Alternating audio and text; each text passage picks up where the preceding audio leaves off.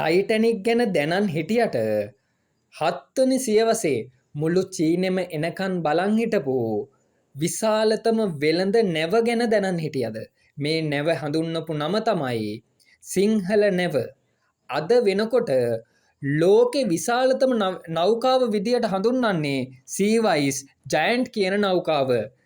සිංහලෙන් කිව්වොත් මුහුදු යෝධයා කියන අනුවර්ථ නාමය ඒකට ගැබ් වෙලා තියෙනවා. හැබැයි හත්වන සියවසේදී මුළු චීනෙම එනකන් බලන් හිටියා එක වෙළඳ නෞකාවක්. ඒ නෞකාව හඳුන්වපු නම සිංහල නැව.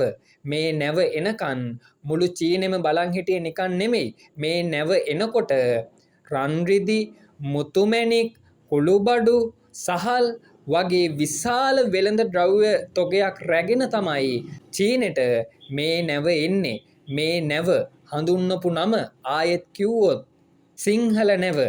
මේ නැව වෙන කාගේවත් නෙමෙයි. සිංහල රටේ නෞකාව.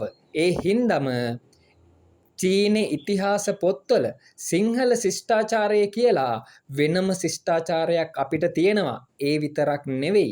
රාවණා ශිෂ්ටාචාරය පවා චීන ඉතිහාස පොත්වල තියෙනවා කියලා ඔයා දන්නවද? ඉතින් මේ සිංහල රට ශ්‍රී ලංකාව පිළිබඳව කතා කරන්නේ අපි විතරක් නෙමෙයි, මුළු ලෝකෙම අපේ රට පිළිබඳව අවධානයෙන් තමයි ඉන්නේ. ආඩම්බර වෙන්න එක හේතුවක් තමයි හත්වෙනි සියවසේදී චීනෙට ගියපු ලොකුම වෙළඳ නෞකාව සිංහල නැව අපේ එකක් වීම.